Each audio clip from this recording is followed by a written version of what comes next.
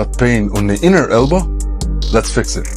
My name is Farah Solomon. I got my degree in the study of human movement, and here's how to identify golfer's elbow pain and 4 movements to fix it. Let's go. Golfer's elbow, aka medial epicondylitis, is a condition characterized by pain and inflammation on the inner side of the elbow. That pain can extend throughout the forearm and wrist, making it difficult to grip objects or perform daily tasks. Despite its name, you don't have to be a golfer to develop this condition.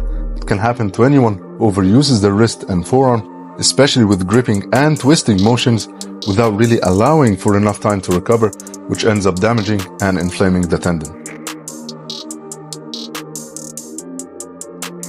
Treatment for golfer's elbow focuses first on reducing pain and inflammation to promote healing, and then following a rehab routine to increase strength and stability. Here's how to help heal your elbow. First, start by reducing the activities that cause the pain to flare up to avoid further damage. Second, use a wrapped ice pack and place it on the inner elbow for 15 to 20 minutes several times a day, which will reduce swelling due to the blood vessel restriction that limits the amount of fluid and inflammatory substances around the injury. Third, use a compression sleeve on the forearm, making sure it's snug but not too tight to not affect the blood flow. This will lower the strain on the muscles and tendons. Fourth, elevate your elbow above heart level, which can be done by using a pillow or a sling, and this will help reduce swelling and fluid pooling around the elbow.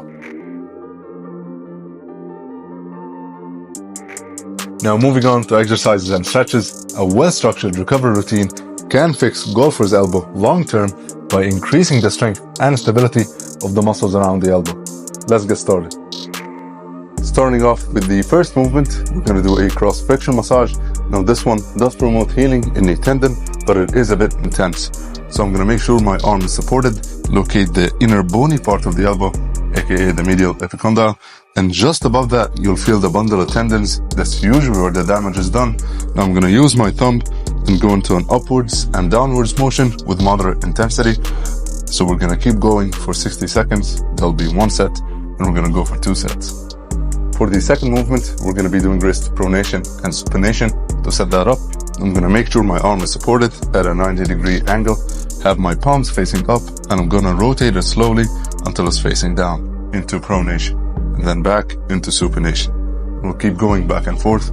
This will improve flexibility, but if it is too easy, it can make it more challenging by holding a dumbbell, for example, and we're going to go for 60 seconds. That's 1 set. We're going to go for 2 sets. For the third movement, we're going to be doing a wrist flexor stretch. To set that up, I'm going to extend my arm in front of me, make sure the elbow is locked, reach around with my other hand, and pull the fingers back as far back as I can tolerate, and hold that position. Now this will stretch the flexors right here. If you want to make it more intense, you can only do it in the last 2 fingers, and that will target a muscle called the flexor digitorum superficialis, which is sometimes more involved with the golfer's elbow pain. Now hold that position for 15 to 30 seconds. It's 1 set, and we're going to go for a total of 2 sets. For the fourth movement, we'll be doing wrist flexion. Now I will specifically focus on the eccentric phase to help heal the tendon. Now I will be using a resistance band.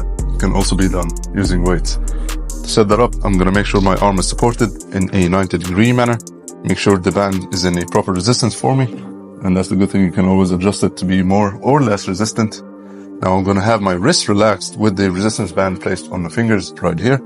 I will assist my wrist all the way up into full flexion, and as slow as I can, go all the way down. So it will look something like this. Then assist it all the way up, and as slow as I can, go down. Now we're going to keep going for 10 reps. There'll be 1 set, and I'm going to go for a total of 2 sets.